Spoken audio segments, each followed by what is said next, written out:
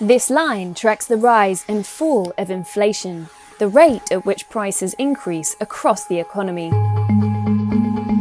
For years, central banks like America's Federal Reserve thought they understood why inflation fluctuated and how to keep it steady. Central banks felt that as long as they could keep inflation on an even keel, it was probably a sign that they were also keeping the economy on an even keel. But for the past decade, inflation hasn't played by the rules. Despite high employment before the pandemic in places like America, which normally causes inflation to rise, it's been mysteriously low across much of the rich world. And central banks seem unable to revive it. Low inflation means that central banks are less powerful than we thought, or less powerful than we hoped.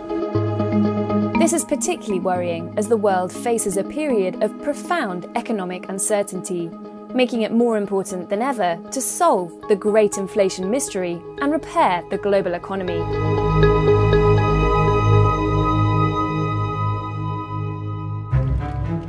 Inflation is when prices rise across the economy. It helps explain why a Big Mac cost less than $3 20 years ago, but is nearer $6 today. The traditional explanation is too much money chasing too few goods.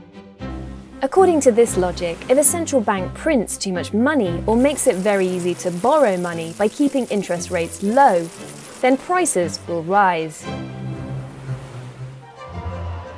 Events like wars, which cause a shortage of goods, can also increase prices.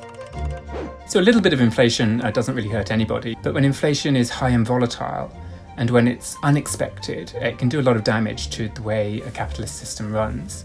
It can make planning very difficult, it can make borrowing money and lending money very difficult because you don't know how much you're going to get back.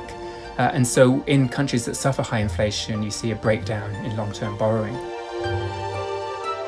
To avoid extremes of inflation, most central banks try to keep it at around 2%. To stop inflation rising, they can increase interest rates, making it more expensive for everyone to borrow money, which slows the economy and lowers inflation. Predicting when central banks need to intervene to curb inflation used to be pretty straightforward, thanks in part to observations published in 1958 by an economist from New Zealand called A.W. Phillips. He was a tremendously resourceful man. As a schoolchild, for example, he rebuilt a truck from scratch and drove it himself to school, taking his friends along with him.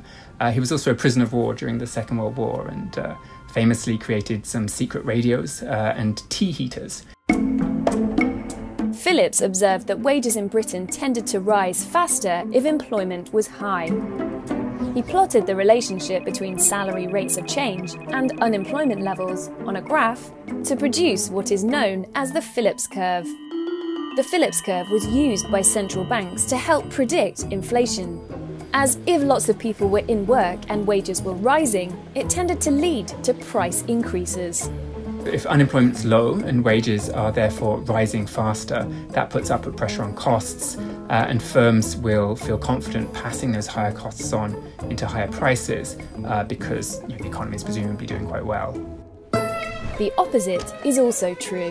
When the economy is weak and unemployment is high, wages stop rising, and firms can't raise prices much without losing customers. This theory was pushed to the extreme in the 1970s. A spike in the price of oil and overspending to fund the Vietnam War meant that inflation was rising rapidly in America.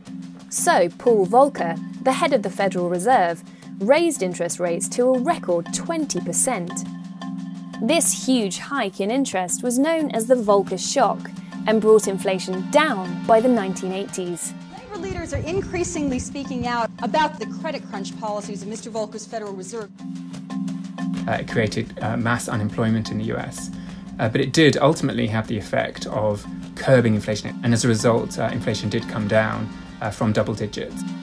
But the idea that ups and downs in employment explain changes in inflation didn't last, giving rise to one of the great economic conundrums of the modern world. The signs were everywhere, but now it's official, we are in a recession. We received yet another round of alarming employment figures, the worst in more than 30 years. The global financial crisis of 2007 to 2009 caused mass unemployment in America. But strangely, inflation didn't fall very far. And as the economy recovered and unemployment reached a 50-year low in America in 2019, inflation remained mysteriously low, baffling economists and politicians alike. Some economists declared that the Phillips curve was dead. I think a more mainstream view was that it was merely hibernating. This mystery of low inflation led to a radical rethink about what was causing prices to stagnate. One explanation is that central banks have kept inflation low for so long that people no longer expect inflation to rise, even in a jobs boom.